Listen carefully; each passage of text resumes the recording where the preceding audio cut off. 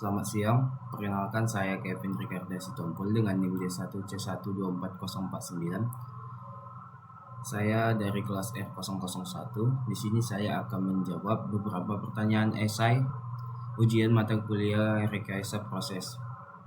Yang pertama itu, saya memilih reaksi hidrogenasi dan dehidrogenase karena menurut saya kedua reaksi ini paling bertolak belakang.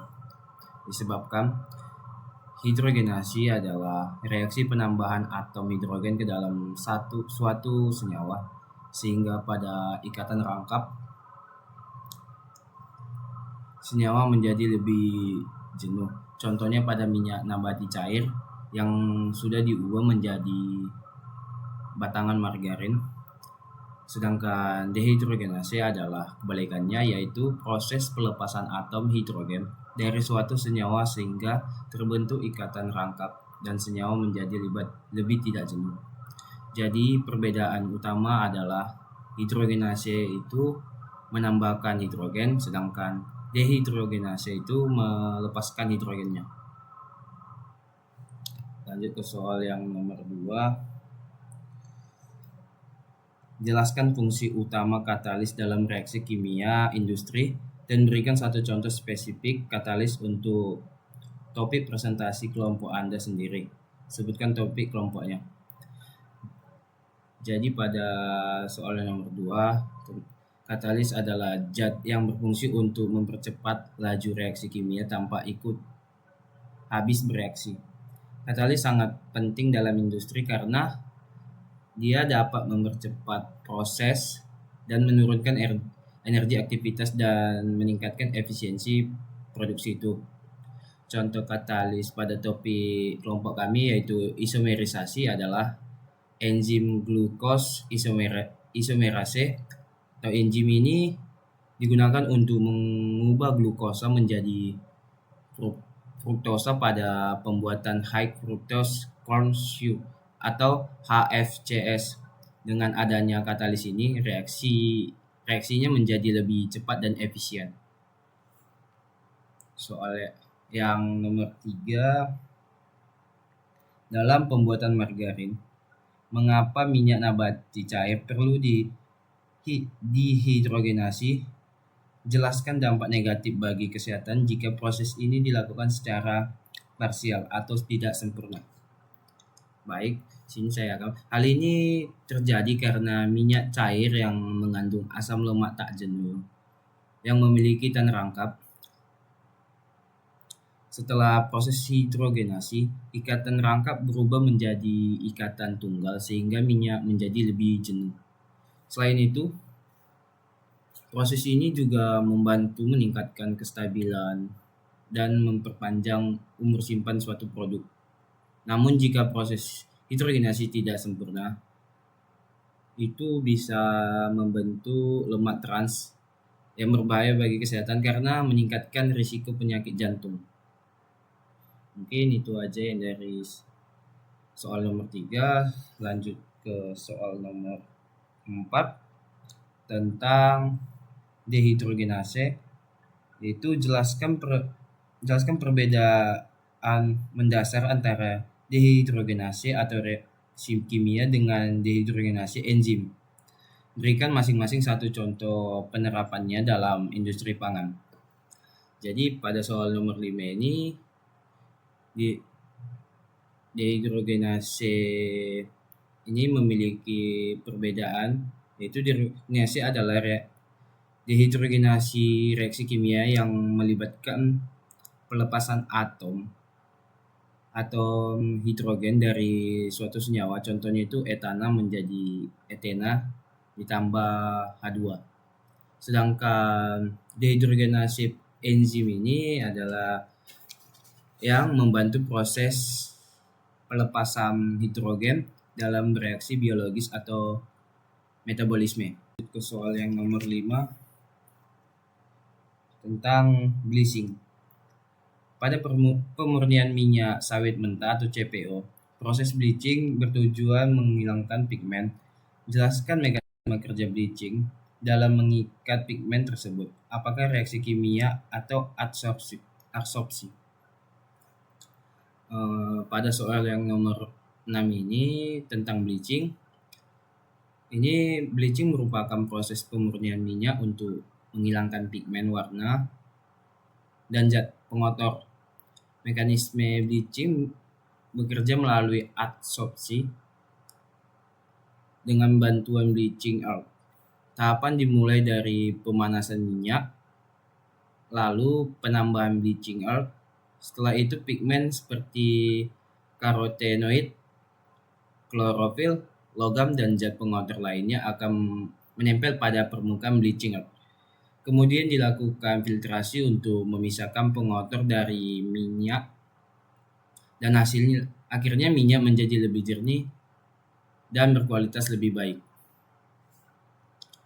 Soal yang keenam itu tentang esterifikasi. Pada soal ini, jika bahan baku biodiesel memiliki kadar asam lemak bebas atau FFA yang tinggi, maka harus dilakukan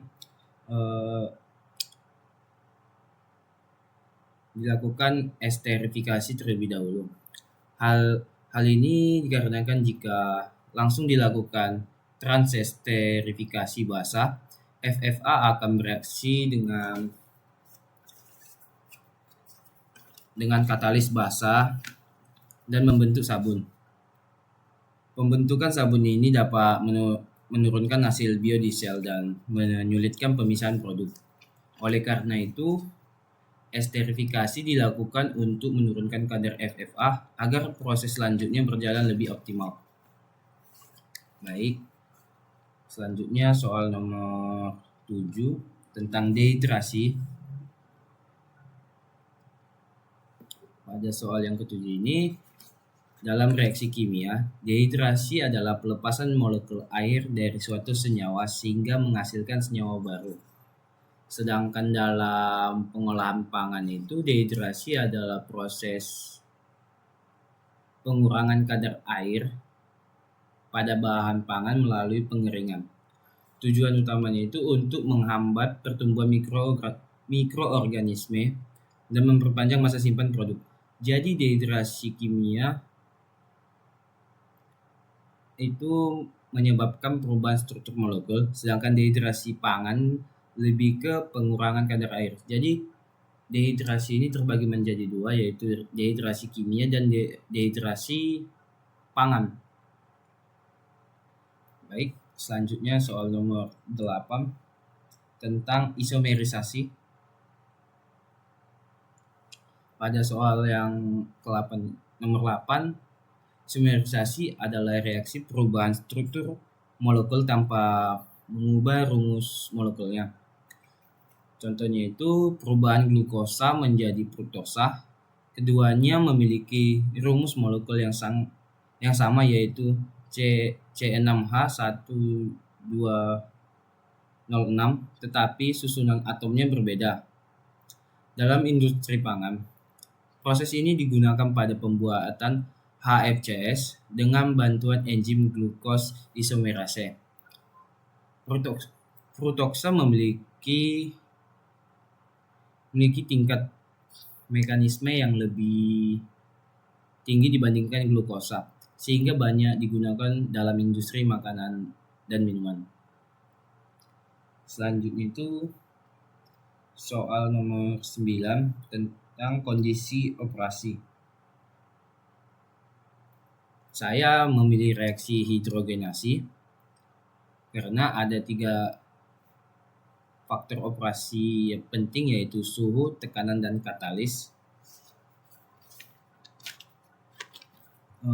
Untuk suhu itu mempengaruhi kecepatan reaksi. Jadi jika terlalu rendah suhunya, reaksi itu akan semakin lambat. Tetapi jika terlalu tinggi, kualitas produknya juga bisa menurun.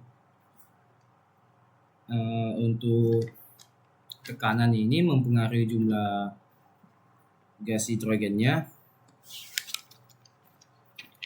Sedangkan katalis membantu mempercepat reaksi dan meningkatkan efisiensi proses. Jika ketiga faktor ini tidak dikontrol dengan baik, hasil produk ini bisa tidak sesuai standar. Jadi begitu. Baik, ke soal yang ke-10 dan ini soal yang terakhir tentang refleksi pemahaman. Jadi pada soal yang ke-10 ini berdasarkan seluruh materi presentasi teman-teman sekelas, reaksi mana yang menurut Anda paling berpotensi dikembangkan untuk inovasi produk pangan di Indonesia masa depan? Jelaskan alasan ekonomis dan teknisnya. Jadi di sini saya mengambil yang berpotensi dikembangkan untuk inovasi produk pangan di Indonesia adalah isomerisasi. Saya memilih ini karena di banyak bahan baku yang bisa diolah menjadi produk pangan yang bernilai tinggi. Dari sisi ekonomis juga bahan baku lokal ini dapat diolah menjadi produk dengan jual yang lebih tinggi. Dari sisi teknisnya, proses ini juga lebih efisien karena menggunakan enzim sebagai katalis sehingga reaksi berlangsung lebih cepat dan optimal. Contohnya itu dalam pembuatan HFCS dari glukosa menjadi fruktosa. Menurut saya reaksi ini memiliki potensi besar mendukung inovasi pangan di Indonesia. Mungkin ini sekian penjelasan dari jawaban esai saya mengenai rekayasa proses. Terima kasih atas perhatiannya. Mohon maaf jika ada salah kata yang tidak mengenakan. Saya mohon maaf. Saya akhiri. Selamat siang.